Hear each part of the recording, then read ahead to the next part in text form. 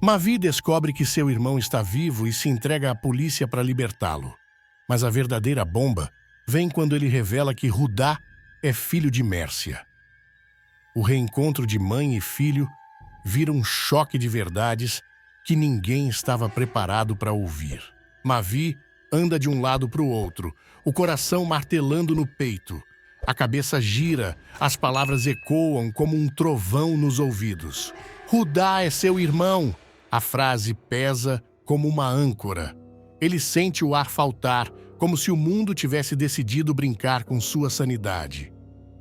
Não pode ser verdade, murmura, a voz tremendo. Mas os fatos estão ali, jogados na sua cara como uma tempestade inesperada. Durante anos, ele carregou a dor de um luto que nunca deveria ter existido. E agora ele descobre que tudo foi uma mentira? Por que ninguém me contou isso antes? Grita, os olhos brilhando de raiva e incredulidade. As mãos tremem. A mente fervilha. Cada memória com Rudá volta como um relâmpago cortando o céu escuro da sua alma. O jeito como sempre o tratou, a forma como o olhava sem imaginar o laço que os unia. E agora, sabendo da verdade, um frio cortante sobe pela espinha. Mavi sente o estômago revirar. Meu irmão, o cara que eu destruí. Isso não está acontecendo. Balbucia, passando as mãos pelos cabelos, tentando puxar a realidade de volta para o lugar. Mas a verdade está ali, nua e crua, queimando como brasa viva. E diante dela, só resta a pergunta que não quer calar. O que eu faço agora? Mavi atravessa as portas da delegacia como quem carrega o peso do mundo nas costas. O chão parece distante, a respiração curta, os passos pesados. Cada batida do coração é uma martelada dentro do peito. Ele já tomou sua decisão. Não tem volta. O delegado ergue os olhos quando vê Mavi entrando com o olhar fixo, determinado, mas carregado de dor. Quero falar com você agora, Mavi diz, a voz firme, mas trêmula nas entrelinhas. O homem arqueia a sobrancelha, fechando uma pasta sobre a mesa. E posso saber sobre o quê? Mavi engole seco. O gosto amargo da decisão pesa na língua. Então, sem rodeios, ele solta a bomba. Fui eu quem matou Molina. O silêncio engole a sala inteira. O delegado se ajeita na cadeira, estreitando os olhos. O quê? Eu disse que fui eu! Mavi esbraveja, a garganta apertada. Se alguém tem que estar preso, essa pessoa sou eu. Agora soltem o Rudá. Os policiais se entreolham, confusos. O delegado respira fundo, analisando cada traço do rosto de Mavi. Você está assumindo um crime, rapaz. Sabe o que isso significa? Mavi aperta os punhos, a tensão correndo por cada músculo do corpo. Sei, e não me importa. Só quero ver ele livre. Do outro lado da delegacia, Rudá está encostado na grade da cela, olhando a movimentação sem entender nada. Os cochichos dos policiais, o olhar pesado do delegado sobre Mavi, algo está errado, muito errado. E quando a porta da cela se abre e um policial diz: "Você está livre", ele nem se mexe. Só consegue olhar Mavi parado ali, sem reação. "O que você fez?" Rudá pergunta, a voz carregada de confusão. Mavi só encara o chão, o peito subindo e descendo num ritmo frenético. Ele não responde. Não pode, não agora.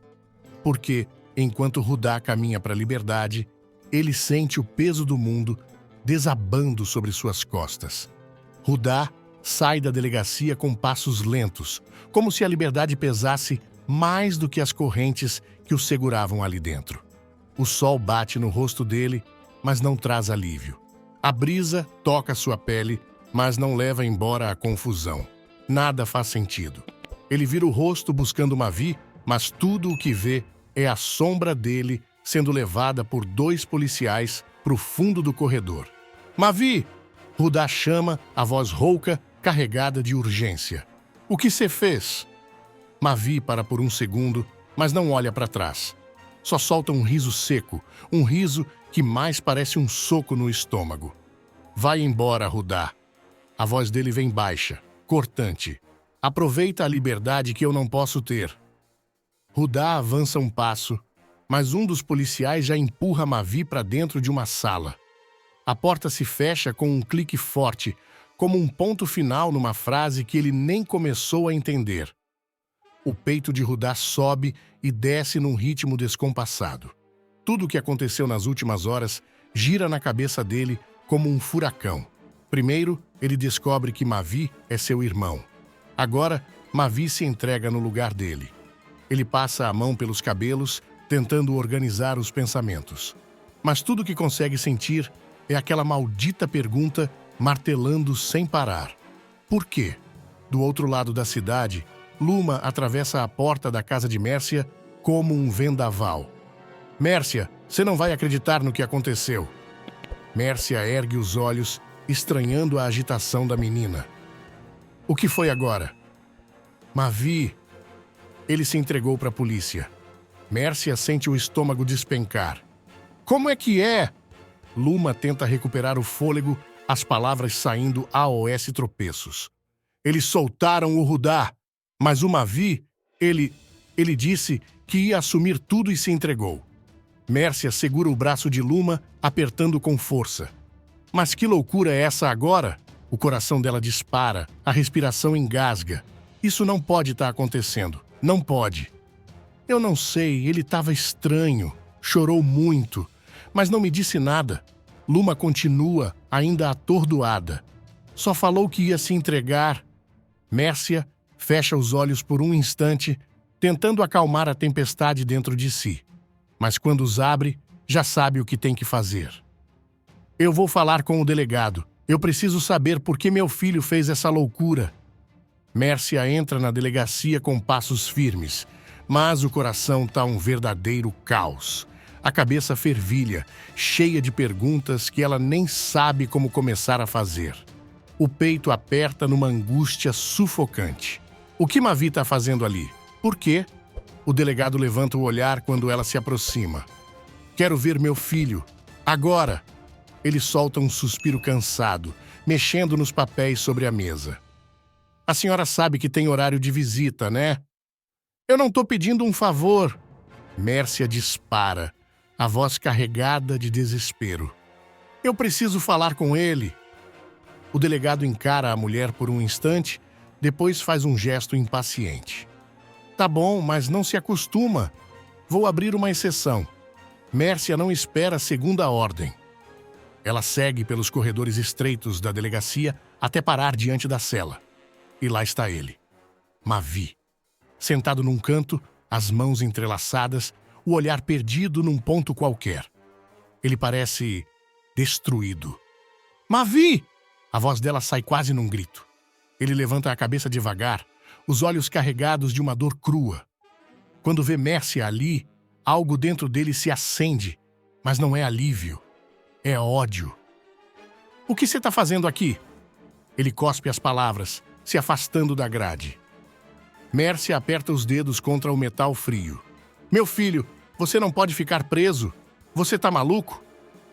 Mavi solta um riso amargo, balançando a cabeça. Ah, não pode? Como assim, dona Mércia?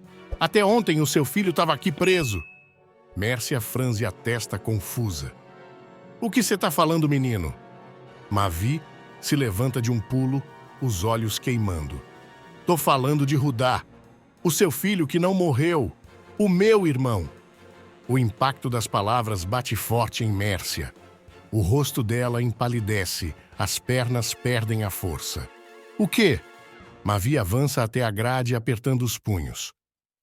Olha o que você fez com a minha vida.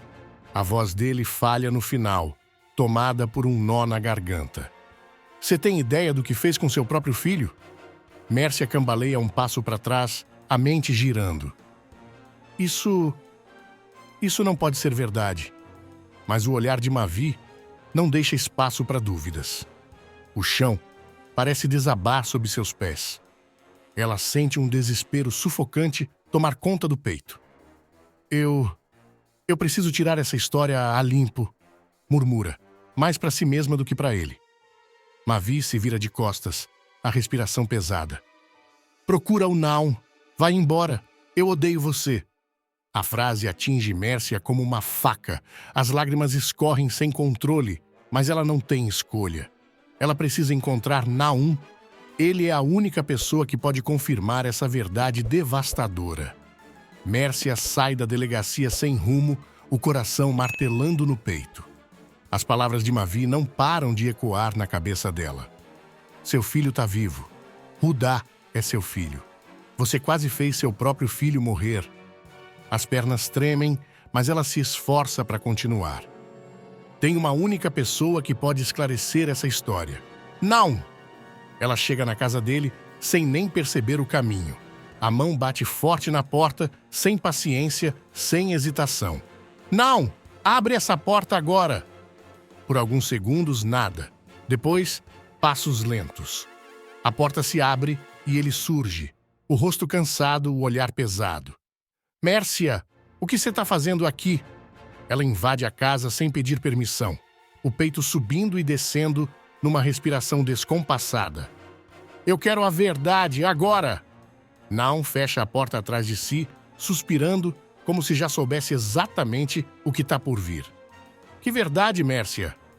Ela avança para ele, os olhos faiscando. Não se faz de desentendido. O Mavi me falou que o meu filho está vivo, que Hudá é meu filho. O silêncio pesa na sala. Nahum desvia o olhar, aperta a boca numa linha tensa. Mércia, fala! Ela grita, as mãos tremendo. Nahum respira fundo, encara ela por um instante e então baixa a cabeça. Sim, é verdade. O mundo de Mércia desaba. As palavras dela saem num fio de voz. O quê? O seu filho. Ele nunca morreu. Ela cambaleia para trás, as mãos indo para a boca, tentando segurar o choro que já começa a tomar conta. Mas como? Por quê? Nahum passa a mão pelo rosto cansado. Eu tentei proteger ele, Mércia. O Molina, ele ia matar o menino. Não tive escolha. Fiz parecer que ele tinha morrido e escondi ele todo esse tempo. Mércia leva as mãos à cabeça, sentindo o mundo girar. Meu Deus, o que eu fiz? O peito dela sobe e desce rápido, o coração uma tempestade dentro do peito. Eu preciso ver o Hudá. Eu preciso olhar nos olhos dele. Nahum respira fundo, hesita, depois encara Mércia. Eu te levo até ele. A estrada até a lona cultural parece infinita. O carro de Nahum corta a noite silenciosa, mas dentro dele, o silêncio é ensurdecedor. Mércia encara a paisagem lá fora sem realmente ver nada. As mãos apertam a saia, o peito sobe e desce rápido. Ele sabe. A voz dela sai num sussurro. Nahum mantém os olhos na estrada. Não tudo, mas sabe que foi separado da família. Mércia fecha os olhos por um instante. O peso do arrependimento bate forte. O carro para numa estrada de terra, diante de uma casa simples, escondida entre as árvores. A porta está entreaberta. O coração de Mércia ameaça saltar pela boca. Tá na hora, Nahum diz, saindo do carro.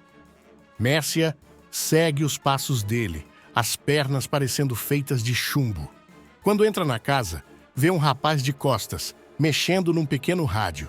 Ele está distraído, cantarolando baixinho. O estômago dela se revira. Hudá! Nahum chama, a voz carregada de emoção. O rapaz se vira devagar. Os olhos escuros e intensos encontram os de Mércia. Por um segundo, tudo congela. O coração dela aperta, o ar falta nos pulmões. Ela vê os traços familiares, os gestos, o jeito que ele franze a testa de leve. É o filho dela. O que essa mulher está fazendo aqui? Hudá pergunta, cruzando os braços. Mércia dá um passo à frente, a voz falhando. Eu sou sua mãe. O silêncio explode na sala. Hudá arregala os olhos, dá um meio sorriso nervoso como se fosse piada. O quê? Mércia avança, as lágrimas já escorrendo pelo rosto. Meu filho, me perdoa.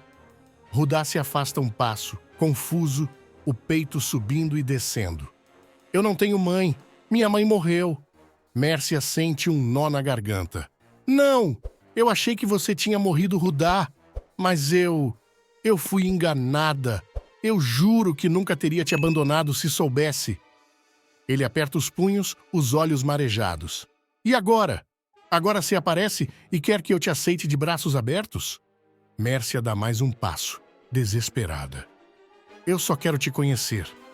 Te explicar tudo. Por favor. Rudá respira fundo, balança a cabeça, tentando processar. O coração dele tá uma guerra.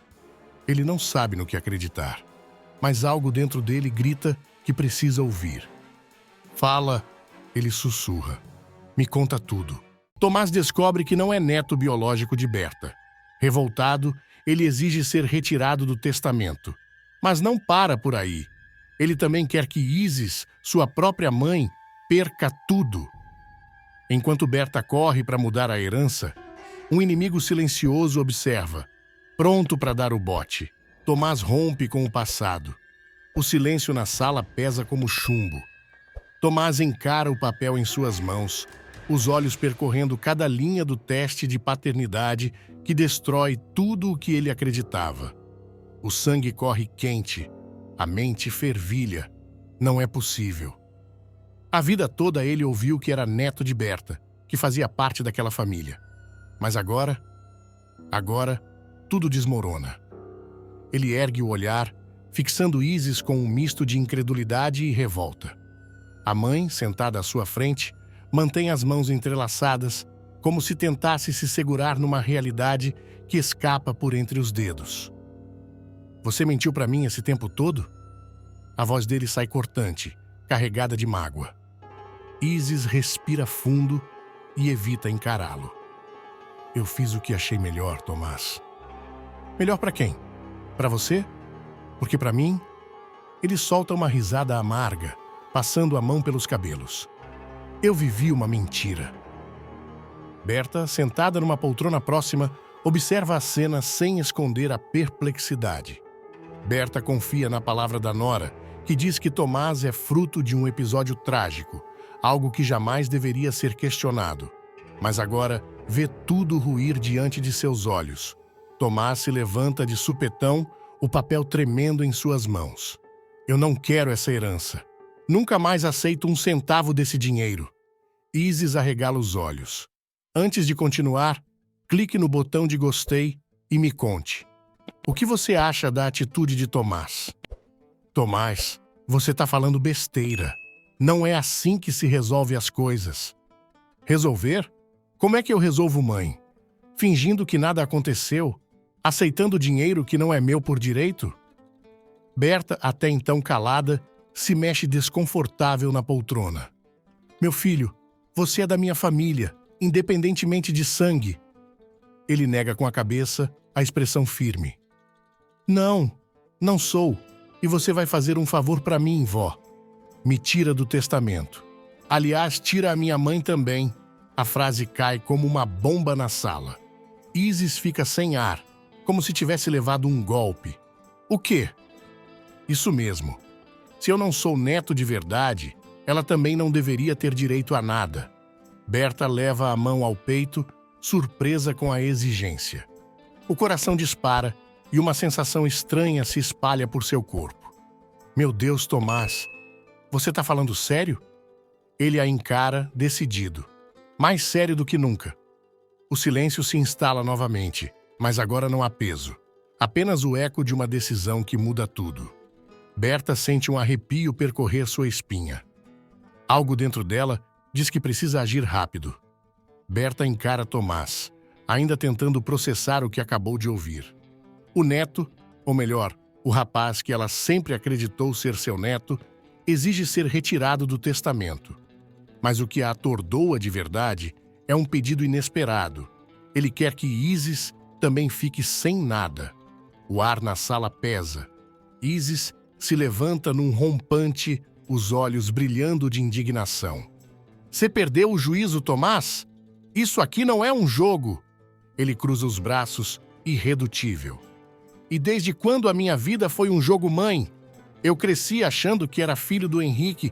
Agora você vem com essa história de que eu tenho um pai monstruoso, Uma história trágica. Tudo mentira.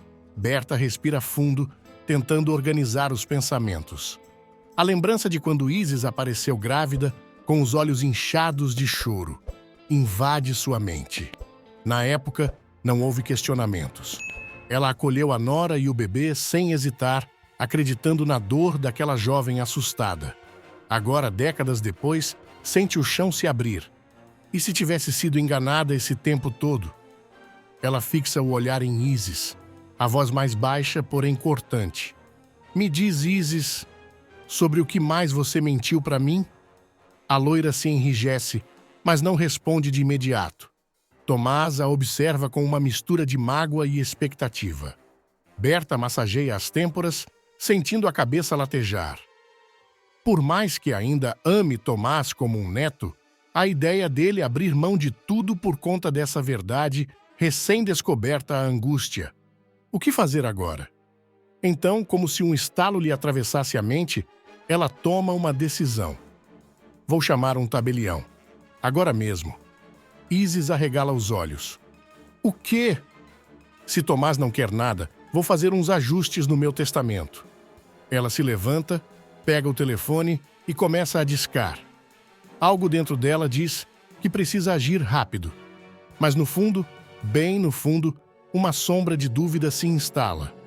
Shirley, que até então só observava de canto, levanta uma sobrancelha, disfarçando um sorriso de canto. Seus olhos brilham com um interesse diferente. Berta desliza os dedos pelo telefone, disca o número com firmeza. O coração martela no peito, mas a decisão está tomada. Se Tomás não quer nada, então ela vai refazer o testamento. A cada toque de chamada, sente que está prestes a virar uma página importante de sua vida. Doutor Antunes, preciso que venha na minha casa. Assunto urgente. Do outro lado da linha, o tabelião confirma a visita. Berta desliga e encara a sala. Isis continua ali, parecendo uma fera enjaulada. Tomás, de braços cruzados, mantém a postura firme. Mas é Shirley, no canto, quem prende sua atenção. O marido finge distração, mas os olhos entregam um brilho estranho, como quem acaba de ganhar um presente inesperado. Você tá mesmo fazendo isso, Berta? Isis avança, a voz embargada de raiva e desespero. Tô. Se o Tomás não quer nada, não faz sentido manter as coisas como estão. Tomás dá de ombros, indiferente. Melhor assim. Shirley pigarreia, se aproxima, pousa uma mão suave no ombro da esposa. Amor, você tem certeza disso? Decisões assim precisam ser bem pensadas. Ela franze a testa impaciente. Eu já pensei. E vou garantir que meu dinheiro fique nas mãos de quem realmente merece. Ele sorri discreto. É claro, minha querida. Só quero que faça o melhor para você. Berta respira fundo e se afasta. No fundo, a cena mexe com ela. Desde quando Tomás, seu neto, não seu neto de sangue, mas criado como tal, se tornou um estranho? E por que Shirley parece tão confortável com toda essa reviravolta? Minutos depois, o som da campainha ecoa pela casa. O tabelião chegou. O destino da fortuna da família está prestes a mudar. E sem que Berta perceba, o perigo começa a se infiltrar em sua própria casa. Tomás se encosta na parede da sala, os braços cruzados, observando tudo com uma expressão indecifrável. O tabelião já está ali folheando documentos, enquanto Berta discute detalhes da mudança no testamento. A cada palavra dita pela avó, um peso invisível vai se dissipando de seus ombros. Ele não pertence àquela família. Nunca pertenceu. Agora, pelo menos, a farsa acaba de vez.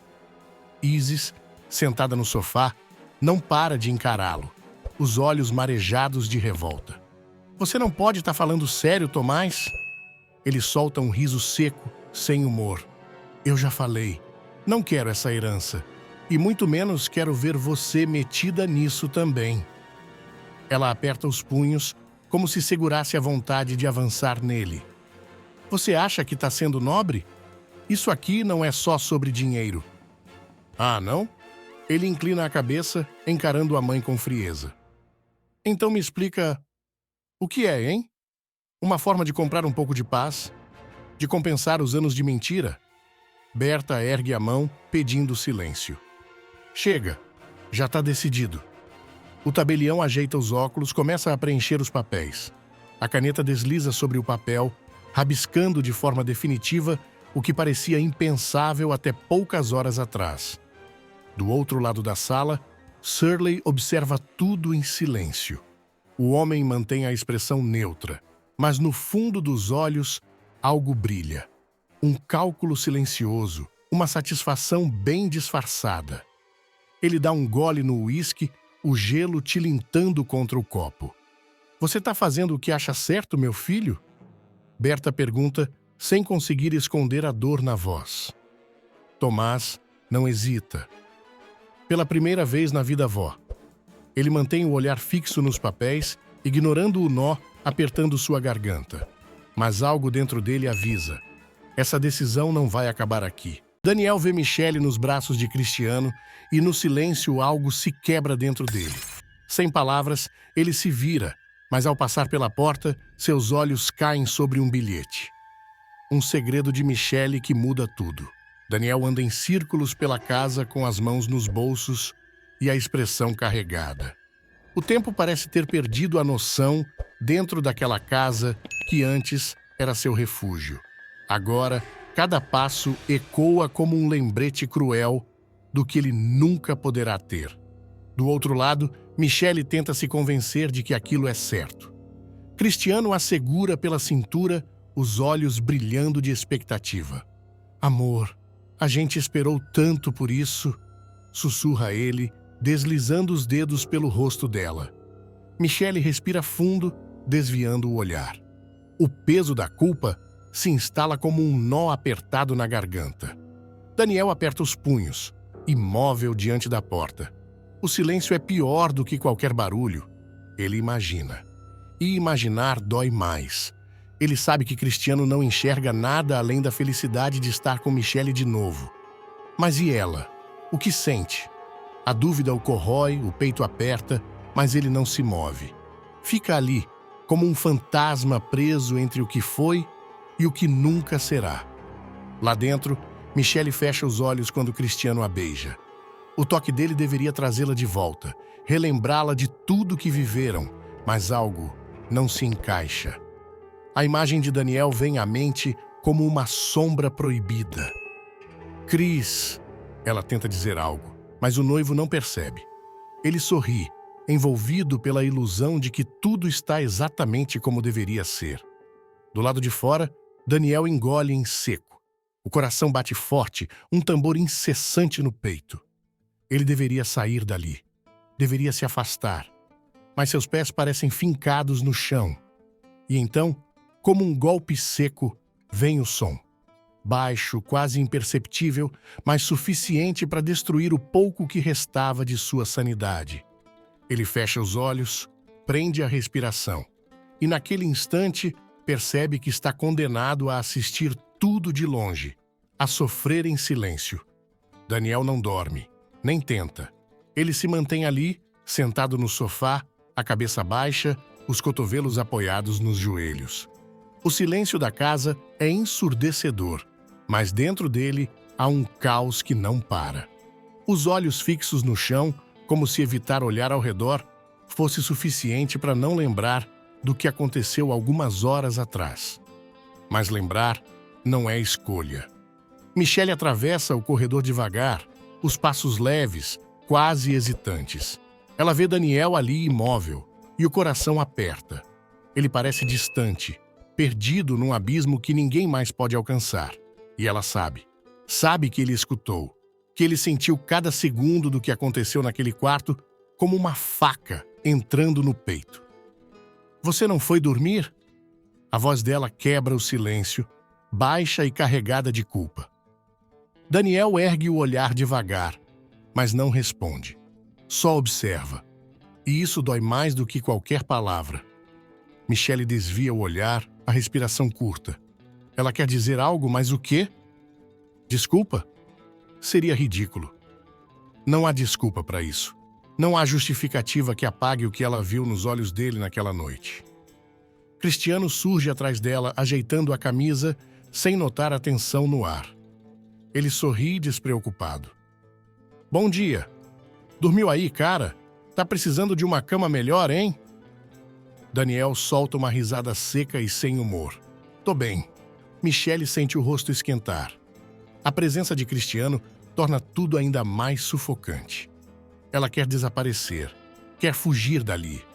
Mas, em vez disso, força um sorriso e caminha até a cozinha. As mãos trêmulas pegam uma xícara, mas o café parece amargo demais, pesado demais. Daniel se levanta e esfrega o rosto como se pudesse apagar a exaustão.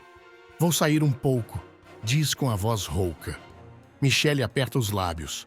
Ele vai fugir, vai se afastar. E pela primeira vez, ela sente medo do que essa distância pode significar. Cristiano chega mais perto de Michelle, as mãos pousando nas dela com uma firmeza que a faz prender a respiração. Ele sorri, aquele sorriso cheio de certeza, como se nada no mundo pudesse abalar o que sente. A gente tá junto de novo, amor. É isso que importa, diz com os olhos brilhando de expectativa. Michelle força um sorriso, mas algo nela está fora do lugar. O toque dele, que antes trazia segurança, agora pesa como uma corrente invisível. Ela se afasta sutilmente, fingindo arrumar alguma coisa na mesa, mas Cristiano não percebe. Ele a puxa de volta, encostando a testa na dela. A gente merece isso, depois de tudo que passamos. Ela fecha os olhos, tentando encontrar dentro de si a mulher que tempos atrás sonhava com aquele momento. Mas o nome que ecoa na mente dela não é o de Cristiano. Lá fora, Daniel encosta na parede da casa, as mãos nos bolsos, a respiração pesada. Ele quer ir embora, mas não consegue. A cada risada abafada que vem do lado de dentro, sente o estômago se revirar. Ele deveria estar feliz por eles, certo? Foi ele quem trouxe Cristiano de volta. Ele quem lutou para que os dois tivessem esse recomeço. Então por que sente como se estivesse se despedaçando? Michelle sente os dedos de Cristiano em sua nuca, um carinho que deveria aquecê-la, mas só traz inquietação. O Daniel foi nosso cupido, ele brinca, sem nem imaginar o que suas palavras causam nela. O peito dela aperta. Cristiano fala como se fosse simples, como se Daniel fosse apenas um amigo generoso e não o motivo pelo qual ela sente um nó na garganta toda vez que está com o noivo. Ele ajudou muito a gente, né? Ela responde baixinho, tentando esconder o que realmente sente. Cristiano beija sua mão, confiante. E agora a gente vai ser feliz. Mas no fundo, Michelle não tem certeza de nada. Daniel se mantém firme, os braços cruzados, o olhar fixo em Cristiano, que sorri animado, sem perceber o turbilhão por trás daqueles olhos. Sério, cara? Você tá oferecendo a edícula pra gente morar? Pô, isso vai ajudar demais, diz Cristiano, batendo no ombro do arquiteto. Michelle sente um arrepio percorrer a espinha. A ideia de viver ali, tão perto de Daniel, faz seu coração disparar de um jeito que ela não quer admitir. Acho que não faz sentido. A gente pode encontrar outro lugar, murmura, evitando encarar o arquiteto. Cristiano ri, balançando a cabeça. Para com isso, Mi! O Daniel tá sendo um amigo de verdade. Sem ele, eu nem estaria aqui. Daniel força um sorriso assentindo. É o mínimo que posso fazer. A voz sai firme, mas só ele sabe o quanto cada palavra pesa. Cristiano não percebe nada. Ele continua falando animado sobre como vai conseguir juntar dinheiro, sobre como quer recomeçar. Michelle escuta, mas sua mente está longe. Ela sente os olhos de Daniel sobre ela. Não de forma direta, mas de um jeito que queima. E ainda me oferece trabalho? Cara, sério, não sei nem como te agradecer, Cristiano diz, apertando a mão de Daniel com força. Daniel engole seco. A ironia da situação é cruel. Ele está ajudando o homem que mais queria afastar. Está prendendo Michelle ainda mais num laço que ele sente não pode ser desfeito. Michelle finalmente encara Daniel. Por um instante, os dois ficam ali, presos num silêncio que diz muito mais do que qualquer palavra. Ela vê a dor escondida por trás daquele rosto sereno. E é nesse momento que ela percebe: por mais que tente negar, ela nunca deixou de amá-lo. Luma descobre um segredo obscuro sobre sua família e parte em busca da verdade, mas acaba caindo numa cilada mortal. O único homem que podia ajudá-la aparece morto e as provas apontam direto para ela. Agora, acusada de assassinato, Luma precisa escapar do jogo sujo de Molina antes que seja tarde demais. Luma encara Berta com os olhos arregalados, tentando processar o que acabou de ouvir. A mulher, com as mãos trêmulas e a voz embargada, continua. Sua avó possuía uma coleção valiosíssima. Obras de Picasso, Cézanne. Mas tudo desapareceu. E tem mais, Luma. Você tem uma tia, Regina. O nome bate forte, como um eco de algo que sempre esteve ali, escondido. Luma sente o coração acelerar. Uma tia? Por que nunca ninguém mencionou isso antes? Onde ela tá? A voz dela sai urgente. Berta respira fundo, hesita. Depois solta de uma vez. Internada num hospital psiquiátrico há anos. A revelação deixa um gosto amargo na boca de Luma. Algo não encaixa. Uma tia perdida, quadros valiosos sumidos. E tudo isso enterrado no passado como se nunca tivesse existido. O silêncio da família agora soa mais alto do que nunca. Sem perder tempo, ela parte para o hospital. O lugar tem um cheiro misturado de desinfetante e solidão. Corredores compridos, paredes sem vida. O frio sobe pela espinha de Luma enquanto segue a enfermeira até o quarto indicado. Quando a porta se abre, Regina está sentada perto da janela, olhando para o nada. O tempo parece ter passado por ela sem pedir licença. Os olhos fundos, a pele pálida, mas ainda há algo ali, um brilho inquieto. Luma dá um passo à frente. Tia Regina? A mulher pisca algumas vezes antes de focar nela. Um silêncio pesado se instala.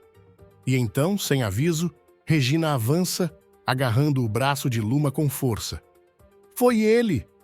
A voz dela sai rouca, carregada de raiva e desespero. Molina! Ele roubou tudo da nossa família. Me jogou aqui para ninguém descobrir. O nome atravessa Luma como um raio. Molina. O mesmo homem que sempre rondou a família dela como uma sombra. O quebra-cabeça começa a se formar, peça por peça. E agora? O sangue de Luma ferve. Ela não vai deixar isso passar. Eu vou descobrir a verdade. Murmura, olhando nos olhos da tia. Regina aperta ainda mais seu braço, como se estivesse segurando um fio de esperança. A verdade está na arte, menina. Procura por Leonardo. Ele sabe onde tudo foi parar. Luma assente, sentindo o peso daquela missão. Regina tem razão. A verdade está lá fora, esperando para ser desenterrada. E ela vai até o fim. Sem perceber, já colocou os pés num caminho sem volta. O relógio na parede da cafeteria marca quase meia-noite. Luma tamborila os dedos na mesa, impaciente. Mavi está sentado na frente dela, os olhos atentos, como se tentasse decifrar cada expressão dela. Você tem certeza que quer mexer com isso? Ele pergunta, a voz baixa, quase num sussurro. Luma solta um suspiro pesado. Não tem mais volta. Se Molina fez tudo isso com a minha família, eu preciso provar. Mavi balança a cabeça pensativo. Ele conhece Molina. Sabe que o cara não brinca em serviço. Mas também sabe que Luma não vai parar até chegar no fundo dessa história. O galerista Leonardo, ele pode ter alguma pista. Mavi diz. Eu conheço gente que pode levar a gente até ele. O coração de Luma dá um salto. É isso, Leonardo. Se Regina estava certa, ele sabe onde os quadros foram parar. Mas enquanto ela e Mavi começam a mover as peças, Molina já está um passo à frente. Molina anda de um lado para o outro no escritório luxuoso, o rosto fechado. Do outro lado da linha, Leonardo fala rápido, nervoso. Eu não posso simplesmente sumir, Molina. As coisas não funcionam assim. Molina aperta o telefone com força. Você acha que tem escolha? Se a Luma te encontrar, você tá ferrado. E se você tá ferrado, eu também tô. O silêncio do outro lado da linha já diz tudo. Leonardo sabe que Molina não faz ameaças vazias. Mas ele hesita. Talvez ainda tenha uma chance de sair disso sem fugir como um criminoso. Mas Molina não está disposto a correr esse risco. Ele se aproxima do bar no canto da sala, pega uma garrafa de uísque e despeja um líquido incolor dentro de um copo. Mexe devagar, como se estivesse saboreando cada segundo. Eu sempre gostei de você, Leonardo, mas traição... Ah, isso eu não perdoo. Do outro lado da cidade, Leonardo não faz ideia de que acabou de assinar sua sentença de morte. A porta da galeria range quando Luma empurra devagar. O ambiente está mergulhado num silêncio pesado, quase sufocante. Luzes apagadas, cheiro forte de tinta misturado com algo mais... algo metálico. Um arrepio sobe pela espinha dela. Leonardo! A voz sai baixa, mas ecoa no espaço vazio. Nenhuma resposta. O salto dela estala contra o chão de madeira enquanto avança. O lugar, que normalmente transborda arte e sofisticação, agora parece um cenário de pesadelo. O coração de Luma bate forte. Alguma coisa está errada. E então, ela vê. Leonardo está caído perto da escrivaninha, os olhos arregalados, fixos no nada. O rosto está pálido, a boca ligeiramente aberta, como se tivesse tentado dizer algo antes do último suspiro. O copo tombado ao lado dele espalha um líquido âmbar pelo chão. O estômago de Luma se revira. Meu Deus! Ela dá um passo para trás, a respiração acelerada. O que diabos aconteceu aqui? Antes que consiga processar, um feixe de luz forte atravessa a galeria. Sirenes cortam o silêncio da rua lá fora. Mãos na cabeça! A voz autoritária faz o sangue de Luma gelar. Ela congela, o coração disparado. 2 policiais entram de armas em punho, os olhos cravados nela. Eu não fiz nada. A voz dela falha, mas ninguém parece ouvir. Um dos policiais avança, segura o braço dela e a vira de costas. O clique frio das algemas fecha em torno dos pulsos dela. Você está detida. Luma arregala os olhos, o ar faltando nos pulmões. Isso não está acontecendo, não pode estar acontecendo. Mas a realidade cai sobre ela como uma tempestade violenta. Molina conseguiu. O cheiro de mofo e ferro enferrujado invade as narinas de Luma quando a porta da cela se fecha atrás dela com um estrondo. O barulho ecoa, cortando qualquer esperança de que aquilo seja só um pesadelo passageiro. Ela puxa os pulsos algemados para frente, a pele marcada pelo aperto frio do metal. Eu já disse que sou inocente. A voz dela sai firme, mas o policial do outro lado nem pisca. Ele solta um suspiro entediado, anotando alguma coisa no bloco de anotações. Todo mundo diz isso. Luma cerra os dentes. O desespero ameaça tomar conta, mas ela não pode ceder. Não ali. Não agora. A cela ao lado tem uma mulher de olhar vazio, sentada num canto, mexendo nos próprios dedos como se o tempo não existisse. No fundo, um homem cochila, resmungando palavras sem sentido. O ambiente todo parece respirar derrota. Mavi aparece no corredor, os olhos arregalados ao vê-la ali. Que merda aconteceu? Molina fez isso. Luma responde, se segurando nas grades. Ele armou isso tudo. Mavi passa as mãos pelos cabelos, bufando. Isso tá muito errado. Eu vou tirar você daqui. Luma assente, mas no fundo sente um frio na espinha. Molina planejou cada detalhe. Se ela tá ali, é porque ele tem certeza de que ninguém vai conseguir tirá-la tão fácil. Do outro lado da cidade, Molina gira um copo de uísque entre os dedos. Um sorriso torto no rosto. O telefone toca. Tá feito. Ela tá onde deveria estar. A voz do informante soa tranquila. Molina solta um riso baixo. Perfeito. Agora vamos garantir que ela fique lá para sempre.